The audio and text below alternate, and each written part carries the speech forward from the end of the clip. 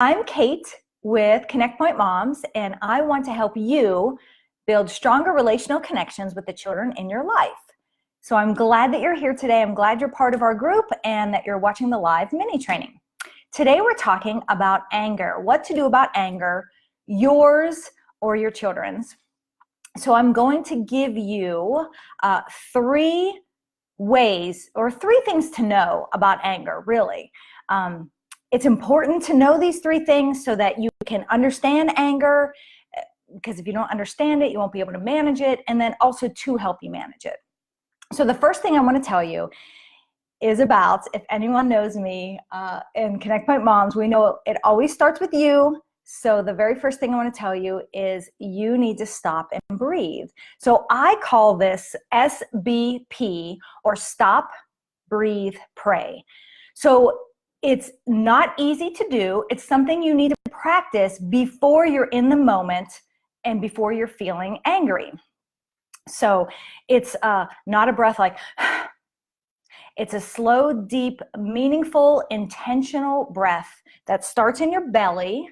So not up here, but down here where you go.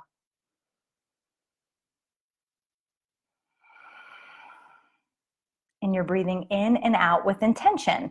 So stop, breathe, and then the pray is just something like, Lord, give me strength not to kill these kids. No, I'm just kidding. Or maybe not. But you can say, Lord, help me see them like you do. And it's something you can say in your mind. It's something you can say out loud. But the number one thing you need to know is how to practice that breathing. And because if you don't have a calm composure, you can't possibly expect your children to.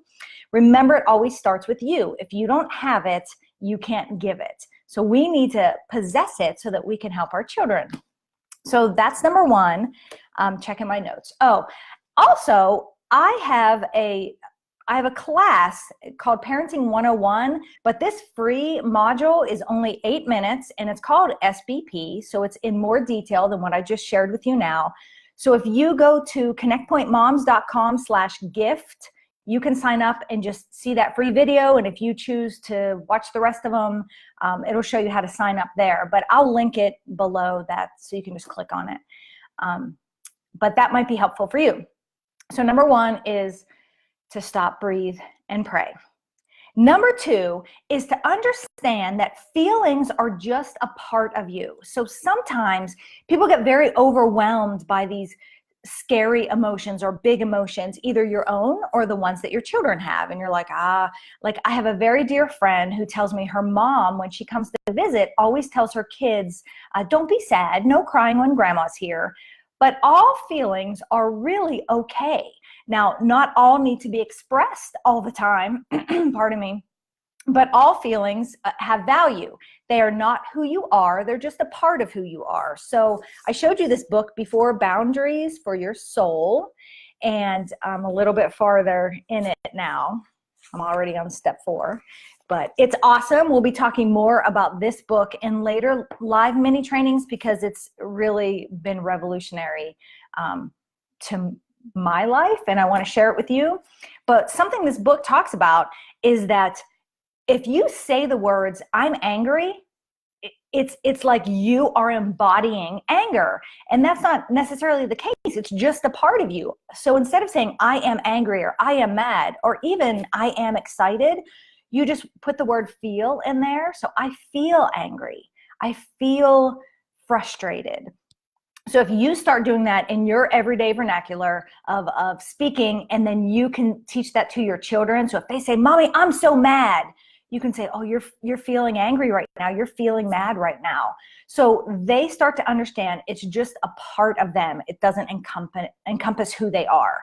So number 1 is a strategy on how to deal with those big feelings. But number 2 just helps you understand, have a better understanding of that. So I do recommend you doing a feeling inventory, which is fascinating for adults. You can just Google, I can put some links here, but I have just Googled feeling words, and you get a list of pages of feeling words. And once a day, or even twice, by yourself first, because you have to have it before you can give it, and then with your children, Just read through that list and see if any of them are how you're feeling right now. So you get to read through and be like, oh, I am feeling a little unsettled. And you don't have to judge it. Pardon me. It doesn't have to be like, I wonder why I'm unsettled. I shouldn't be unsettled. Life is great. Just think about how you're feeling, because we do have many feelings that come throughout the day, and none of them are really good or bad.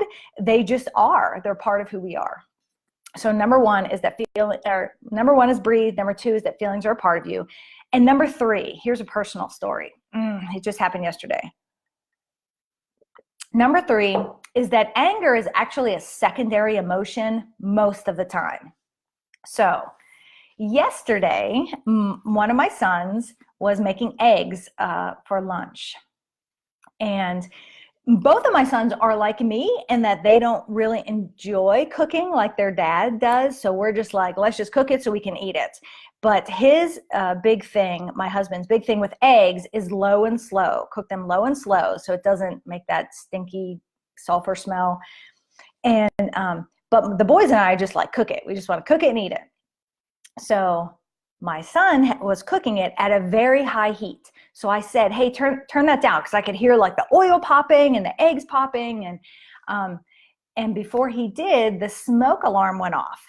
So now the smoke alarm's going off, and like I'm smelling burning eggs, and we have an alarm system that's attached to our smoke detector. So then sometimes they come over the speaker and say like, is everything okay? And you have to give your password. And sometimes I think that they might soon start saying, hey, Kate, are you just cooking again? Or is there like a fire going on? So, because I do tend to set that off a lot.